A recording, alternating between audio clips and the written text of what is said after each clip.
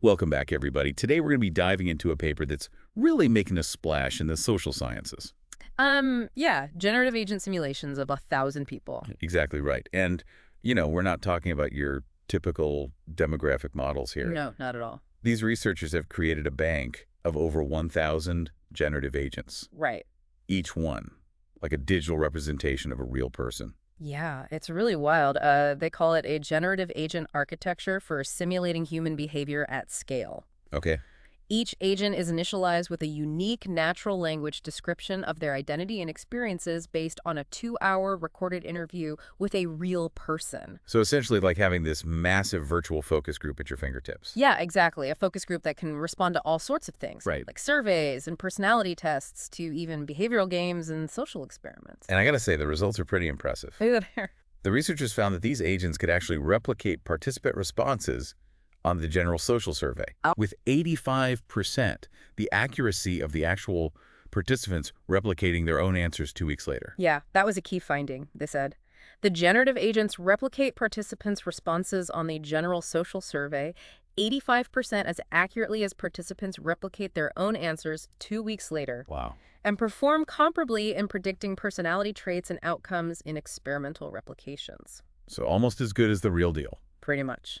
And what's really interesting is that these agents, that were based on these in-depth interviews, Right.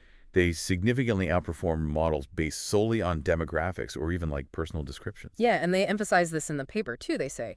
Our architecture reduces accuracy biases across racial and ideological groups compared to agents given demographic descriptions. So it seems like those interviews really provide a level of insight that you just can't get from demographics alone. Absolutely. The richness of that qualitative data combined with the power of large language models, it really allows these agents to capture the nuances and complexities of individual identities in a way that we haven't really seen before. Okay, so let's unpack how they actually built these digital doppelgangers. Right. What was that process like? Well, they started by recruiting a really diverse sample of 1,052 participants, Yeah. making sure they had representation across all sorts of things, Okay. like age, census division, education, ethnicity, gender, income, neighborhood, political ideology, and sexual orientation. So pretty good snapshot of the U.S. population. Yeah, pretty comprehensive. And then they conducted those in-depth 2-hour interviews, Exactly. but they used an AI interviewer. Right.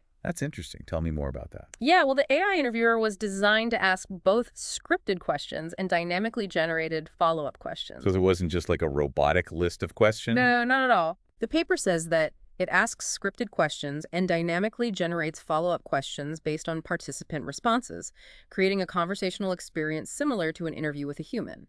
So it sounds like they really wanted to make that interview process as natural as possible. Yes, definitely. That conversational approach was really key to getting that rich qualitative data Yeah. and capturing each participant's unique experiences. Okay, so they've got these detailed transcripts. Yeah, How did they go from that to creating actual functional agents? that's where these large language models come in. Okay. They fed that entire interview transcript into a language model, basically giving it a crash course on that specific individual's personality and life history. So the language model is essentially role-playing as the participant, Yeah, that's a good way to put it. using their own words and experiences to answer questions. Precisely, the paper explains that. When queried, each agent's interview transcript is injected into the model prompt, which then generates the agent's response. This approach leverages the richness and detail of the interview data to create agents that can simulate human behavior in a more nuanced and personalized way. That is so fascinating. It really is. And, they gave the agents memory of their previous responses too, right? Oh, yeah, absolutely. The paper states, for experiments requiring multiple decision-making steps, agents were given memory of previous stimuli and their responses to those stimuli through short text descriptions. So the agents aren't just responding in isolation. They're building on their past interactions. All right. And adapting their responses accordingly, Yeah. just like a real person would. Exactly. That level of sophistication is incredible. It really is. But before we jump into the nitty-gritty of the results, Okay. curious about how they evaluated the accuracy of these agents. So to evaluate the accuracy, they tested the agents across a whole bunch of different standardized social science assessments. They had the participants complete the general social survey, the Big Five personality inventory, Okay. 5 behavioral economic games, and then 5 social science experiments. That's quite a range. Yeah, pretty comprehensive. And to measure consistency, they had participants complete all these assessments again 2 weeks later. Exactly right. So they were testing how consistently both the humans, the agents, responded over time. That's really clever. Yeah, it was a really smart way to compare, you know, how well the agents predicted the individual responses compared to how consistent the individuals were themselves. Right. And they did this using a metric called normalized accuracy. Okay, can you break down normalized accuracy for me and why it's so important? Sure, so it's basically a way of accounting for the fact that people aren't always perfectly consistent themselves. Right, we all have those days. Exactly. So instead of just looking at how often the agents got the answer right, Uh-huh. they divided the agent's accuracy by the participant's own self-consistency. So a normalized accuracy of 1.0 would mean the agent predicted the individual's responses just as accurately as the individual themselves. Exactly. It levels the playing field and gives you a more accurate measure of how well the agents are capturing individual behavior. Okay, that makes a lot of sense. So with that in mind, let's get to those results. How did the agents do? Well, they did really well. For example, on the general social survey, the interview-based agents achieved an average normalized accuracy of 0.85. Wow, that is impressive. So close to human-level consistency. Yeah, it really is. And it's significantly better than both demographic-based and persona-based agents. Huh. They found that these interview-based agents significantly outperformed both demographic-based and persona-based agents, figure 2, with a margin of 14-15 normalized points. So having access to those in-depth interviews made a huge difference. Absolutely. Those interviews provided a level of understanding that you just couldn't get from demographics or even those personal descriptions alone. Okay, so the agents can predict attitudes as measured on a survey. But what about something a bit more complex, like personality traits? How did they do on the Big Five personality inventory? Well, they actually did pretty well there, too. Okay. They got a normalized correlation of 0.80, again, exceeding the baseline models. So Yeah. this suggests that these agents can actually capture more than just those superficial attitudes. Definitely. They can really tap into those deeper aspects of an individual's personality. All right, so we've got attitudes and personality traits covered. Uh-huh. But what about actual behaviors? Mm. How did they fare in the behavioral economic games?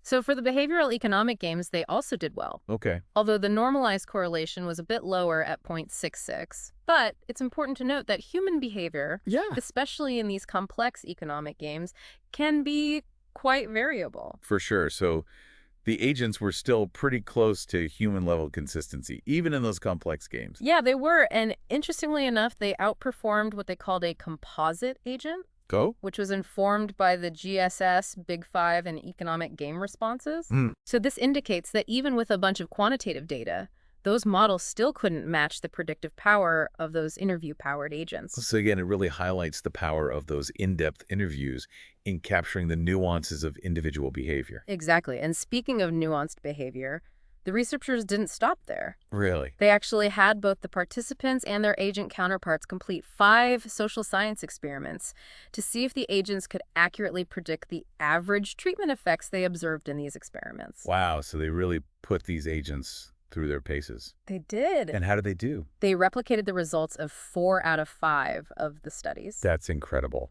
This suggests that the agents are not only capturing individual responses, but also those broader patterns of behavior that you see in controlled experiments. So it's not just about matching answers on a survey. Mhm. It's about really capturing those dynamics that emerge in social interactions. Exactly. The authors actually noted that the correlation of the effect sizes between the human participants and generative agents achieved a strong correlation, Wow. which indicates a high level of fidelity between the behavior of the agents and the actual real human participants.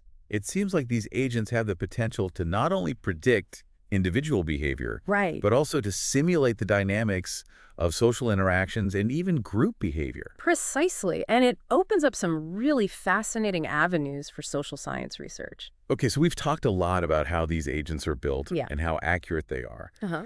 But this really leads to the bigger question. What does all this mean for us as social researchers? Right. How could these agents actually change the way we work? Well, that's the question that really gets to the heart of the implications of this research. Yeah. Imagine instead of relying on those expensive and time-consuming surveys with limited sample sizes, Right. we could have access to this virtual population of thousands, each one reflecting the complexities of a real individual. Yeah. That would be incredible. It really would. We could run countless simulations, Uh-huh. test hypotheses in a controlled environment, and explore all sorts of research questions that are really difficult, Yeah. or sometimes even impossible to study with traditional methods. And because these agents are grounded in real-world data, Yes. they could provide that level of realism and nuance that's just not possible with traditional modeling techniques. Absolutely. Imagine the potential for fields like public health, Yeah. education, or even urban planning. Yeah. We could model the spread of diseases, Uh-huh. test the impact of educational programs, or even design more effective public spaces. The possibilities are really endless. They are. But I am curious about the potential downsides.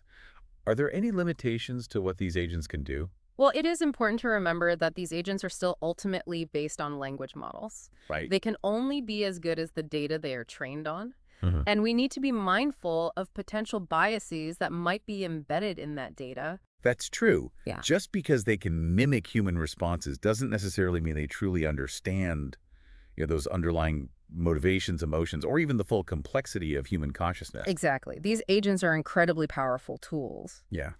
but they shouldn't be seen as a replacement for human judgment or critical thinking. It sounds like the key here is to view these agents as collaborators, not replacements. I think so. They can enhance our understanding of human behavior, but it's still up to us as researchers to interpret the results, draw meaningful conclusions, Right. and ensure that we are using these tools ethically and responsibly. I couldn't agree more. This research represents a huge leap forward. Yeah. But it's just the beginning. Yeah. As this field develops, it's really crucial for researchers to continue collaborating, sharing knowledge, and Yeah. in working towards a future where AI and human intelligence complement each other to advance our understanding of the social world. This has been so fascinating so far. It really has. Let's take a quick break, and when we get back, we'll dive into some of the nuances and implications of this groundbreaking research. Picking up where we left off, it's clear this research could really change how we approach social science research. Yeah, but as with any powerful tool, we got to consider those ethical implications, right? Oh, absolutely. And the researchers seem to be very aware of this. Okay. They propose like a two-pronged access system Right. to balance the research potential with protecting participant privacy. That makes sense. Right. They advocate for open access to aggregated responses on fixed tasks, Okay. like demographic surveys or personality tests, so researchers can freely explore those general trends and patterns. That makes sense for broader research, but Mhm. what about when researchers need to dig into individual level data? Well, for that, they suggest a more restricted access model. Okay. Researchers would have to go through a review process, Right. showing a clear research purpose and a commitment to ethical data handling practices. Yeah, that makes sense given the sensitive nature of those in-depth interviews. Yeah, it minimizes the risks. It does sound like a really well thought out approach to managing access and ensuring responsible use. It is, and they're very clear about it in the paper. Okay. They say safeguards include usage audits, participant withdrawal options, and non-commercial use agreements modeled after genome banks and AI model deployments, supporting ethical research and reducing risk to human subjects while enabling AI applications in the social sciences. So they're really trying to strike that balance between making these agents accessible for research while also protecting the privacy and rights of the individuals they represent. Exactly. That balance is going to be crucial as this field develops. It's exciting to think about the possibilities, but we got to be cautious. Yeah, we need a strong ethical framework. Definitely. And, speaking of all this, Yeah. we got some great questions from our listeners about this research. Well, that's great. They really highlight some of the key nuances and potential applications of this whole thing. Well, let's dive into those. Okay, so our first question comes from Sarah, a sociologist who's been following this research closely. Okay, what does Sarah want to know? Well, she asks, the paper mentions that these agents can reduce bias compared to demographic models. Could you elaborate on how this works? That's a great question, and it really gets at one of the most promising aspects of this tech. Yeah. Traditional models often rely on those broad demographic categories, which can lead to inaccurate predictions and perpetuate stereotypes. Right. It's like trying to predict someone's political beliefs solely based on their age or gender. Exactly. You're missing so much of the individual's unique experiences and perspectives. Exactly, and the authors point this out in the paper. They do. They say that demographic features alone are often insufficient to capture the complexity of human behavior and can lead to biased predictions. Right. So how do these generative agents solve this problem? Yeah, how do they? Well, by grounding the agents in those rich, qualitative interviews, they capture a much more nuanced and accurate picture of each person, going beyond those superficial categories to really understand their unique life experiences, values, and perspectives. So it's the depth of the interview data that allows these agents to move beyond stereotypes Right. and create more accurate and less biased predictions. Exactly. And the research backs this up. Okay. They found that although initial racial subgroup discrepancies were smaller with demographic-based generative agents than the interview-based generative agents, interview-based generative agents still reduced them further. So even better at reducing those racial biases. That's right. Those personal narratives, those stories and experiences captured in the interviews Yeah. are incredibly valuable in mitigating bias. It's a powerful example of how AI, when used thoughtfully and ethically, Yeah, can help us move towards a more just and equitable society. I totally agree. Okay, what's the next question? This one comes from David, a political scientist who's really interested in the upcoming election. Yes, always a hot topic. What's on David's mind? He writes, could you discuss the potential of these agents for understanding and predicting political behavior, particularly in light of the upcoming election? Okay, David, you've hit on a key area where these agents could be really helpful. Yeah, the ability to model and simulate those intricate political opinions, attitudes, and voting decisions has long been a goal for political scientists. Absolutely. Imagine being able to test the effectiveness of different campaign messages. Yeah. Or seeing how policy changes might influence voting patterns. All within a diverse virtual population. Right. It could totally change the way we study and understand political behavior. But I imagine there are challenges too, right? Of course, predicting something as complex as voting behavior is inherently difficult. Yeah. There are so many factors at play: individual values, beliefs, external influences like the economy. Right. Media coverage, unexpected events. It's a dynamic system for sure. It is, while these agents show incredible promise in capturing those individual level factors. We got to be realistic about their limitations in predicting outcomes that are influenced by those larger external forces. Exactly. So we shouldn't expect them to accurately predict the outcome of the election? Right. They're not crystal balls. No, they're not. But they could be really valuable for exploring different scenarios, testing hypotheses, and getting a deeper understanding of the factors that shape political attitudes and behaviors. So it's more about gaining insights than making predictions. Exactly. They can help us ask those what-if questions and explore possibilities, Yeah. which is valuable for researchers and political strategists. Okay, let's move on to our next question. This one's from Maria, a graduate student in psychology, Okay. who's curious about the agent's ability to replicate classic psychological experiments.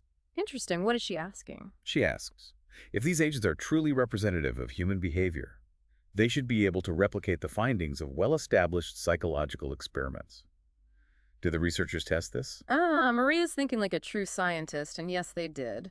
They did tell me more about that. What experiments did they choose? They picked 5 social science experiments from a large-scale replication effort Okay. that covered things like the evaluation of harm, fairness, conflict intervention, dehumanization, and the influence of power on trust. Okay, so pretty wide range of topics. And did the agents pass the test? They did. Both the human participants and their agent counterparts replicated 4 out of the 5 studies. Wow. This is a really big deal because it shows that these agents can capture not just individual responses, Right. but also the patterns of human behavior observed in controlled experiments. It's not just about matching those answers on a survey. It's about capturing the dynamics of social interaction. Right, and as the authors say, the correlation of the effect sizes between the human participants and generative agents achieved a strong correlation, Okay. which suggests a high level of fidelity between the behavior of the agents and the real human participants. That opens up so many possibilities for psychological research. We could basically rerun classic experiments with these virtual participants, exploring different variables and conditions without the logistical and ethical constraints of traditional research. Exactly. We could test and refine psychological theories in whole new ways Yeah. and study more complex social phenomena like group dynamics or social movements or even the spread of misinformation. And because these agents are rooted in real-world data, Yes. it could help bridge that gap between laboratory findings and real-world applications. It could make psychological research more relevant and impactful. Yeah, helping us understand and address those real-world problems in a more effective way. Okay, before we move on, do we have time for one more question? Let's squeeze one more in. This one comes from James, a data scientist, who raises an important point about potential misuse of this technology. Okay, misuse is a crucial consideration with any new tech, especially one with such far-reaching potential. Exactly. Yeah. He asks, while the research itself is fascinating, I'm worried about the potential for these agents to be used for malicious purposes, such as creating deepfakes or manipulating public opinion. How can we prevent that? That is a valid concern. Yeah. Imagine someone creating a whole army of these agents, each one programmed with certain biases or agendas, and using them to spread misinformation online. Yeah, that's a chilling thought. It is, and that's exactly why the researchers emphasize responsible access and control. Okay. They state that to support further research while protecting participant privacy, we provide a two-pronged access system to the resulting agent bank. Open access to aggregated responses on fixed tasks for general research use, and restricted access to individual responses on open tasks for researchers following a review process, ensuring the agents are accessible while minimizing risks associated with the source interviews. So back to that two-tiered access system. Right. Open access for aggregated data Uh-huh. and a controlled process for that individual level data. Yeah, it's about finding that balance, you know? Yeah. We want to foster innovation and let researchers explore the possibilities, Yeah. but we also need to safeguard against misuse. It sounds like a collaborative effort is needed. I think so. The research community, policymakers, and even the public need to work together Right. to develop ethical guidelines, regulations, and oversight mechanisms. Yeah, to make sure Yeah. this technology is used for good. And education is key too, right? Absolutely. The more people understand how these agents work, what they can do and what they can't do, Yeah. the better equipped we'll be as a society to identify and counter any potential misuse. Transparency and open dialogue are so important. They are. We need to be having these conversations now, Yeah. while the technology is still relatively young, to shape its development in a way that benefits us all. I couldn't agree more. This has been a really thought-provoking discussion. It really has. We've covered so much, We have. from the technical details of how these agents are built to the potential applications, Yeah. the ethical considerations Yeah. we got to grapple with. Absolutely. Before we move on, let's take a moment to reflect. What are some of the key takeaways that stand out to you? Well, for me, it's the power of those in-depth interviews. Yeah. The fact that these agents, grounded in those rich narratives, can outperform models based on tons of quantitative data. Yeah. It's remarkable. It shows how important it is to understand not just what people do, Right. but why they do it. It makes me think about the potential for these agents to bridge the gap between qualitative and quantitative research. Yeah, that's a really interesting point. We could be entering a new era of social science research where those traditional boundaries start to blur. Definitely something to keep exploring as this tech evolves. Sure. When we come back, we'll dive deeper into the broader implications of this research for the future of social science Okay. and what it all might mean for our understanding of ourselves and the world around us. Welcome back, everyone. It's really fascinating to think about where this research could lead us. Yeah, absolutely. We've been talking about this groundbreaking paper on generative agent simulations, exploring how AI can be used to model human behavior in such a nuanced way. Yeah, with incredible accuracy. We've seen how these agents are built, how accurate they are, Yeah. and we touched on those ethical considerations. Right. I want to step back and think about the big picture. Yeah. What does this technology mean for the future of social research? It's a huge question. It is, how might it change how we study and understand human behavior? Well, it's potentially a paradigm shift, Okay. Traditionally, social research has relied on observing real-world behavior. Right. Surveys, experiments, ethnographic studies. Exactly. And those methods are valuable, Yeah. but they have their limitations. They do. They can be expensive, time-consuming, Right. and often limited in scope. And there's that ethical aspect, too. Oh, for sure. Studying human subjects always involves, careful consideration of privacy, informed consent, and potential harm. So generative agent simulations might offer a solution to some of these challenges. They could. As we've discussed, we can create these large-scale, virtual populations Yeah. that reflect the real world, Uh-huh. and we can study them in these controlled ethical environments. Exactly. And the authors actually lay out their vision in the paper. Okay. They say, generative agents have the potential to transform social science research by enabling researchers to conduct experiments that are too difficult or costly to conduct with real human participants. So it's almost like having this giant social simulation lab Yeah. right at our disposal. Right. Imagine running experiments. That would be impossible Yeah. or unethical to Sure. conduct with real people. We could test the impact of policies, Yeah. explore the dynamics of social movements, Uh-huh. model the spread of ideas and behaviors. All within this virtual world. Exactly. And because these agents are built from those in-depth interviews with real people, they offer a level of realism and nuance that goes way beyond traditional modeling techniques. And they say that too. Okay. They emphasize that.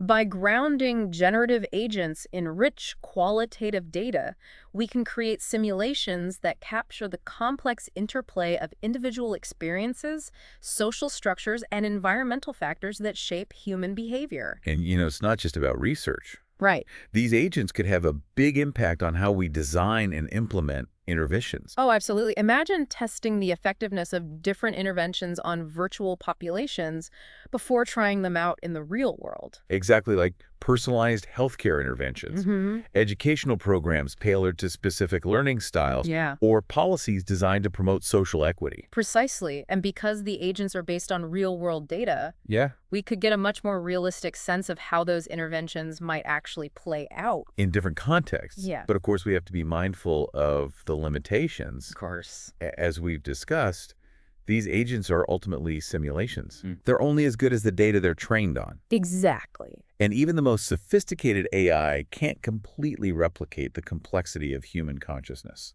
That's true, and the researchers acknowledge that as well, they say. Yeah. Generative agents are powerful tools for simulating human behavior, but they are not a replacement for real-world data or human judgment.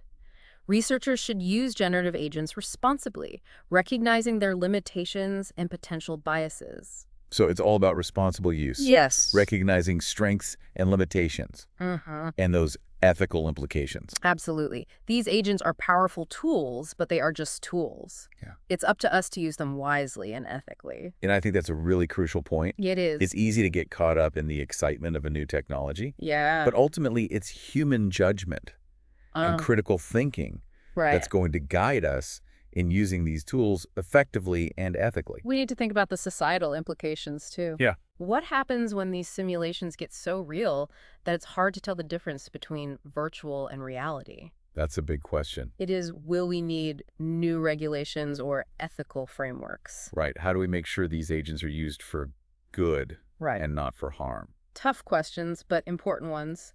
And the authors actually urge the research community to discuss and collaborate. Yeah. They state, it is essential for researchers, policymakers, and the public to work together to develop ethical guidelines and best practices for the use of generative agents in social science research. It's a good reminder that with technological innovation comes social and ethical considerations. Yeah, for sure. We can't just focus on the what. We have to consider the how and the why. Absolutely. This research is groundbreaking. It is. But it's really just the beginning. There's still so much to explore. As AI keeps evolving, how will these agents evolve? Right. What new capabilities might they develop? And how will that shape our understanding of ourselves and the world? We're at a really interesting point in social science research. We're on the cusp of a new era where AI and human intelligence can work together to really understand human behavior, social dynamics, and the things that shape our world. It's a future full of potential, but also one that demands, careful consideration, Yeah. ethical responsibility, Absolutely. and a commitment to using this powerful technology for good. So to wrap things up, I want to encourage all of our listeners, especially those of you out there doing social science research. Yes. Stay curious, stay informed, and engage in these conversations about AI in our field. The choices we make today are going to shape the world of tomorrow. So let's work towards a future where technology helps us create a more just equitable and fulfilling world for everyone. Keep asking those tough questions, keep pushing those boundaries, and keep diving deep.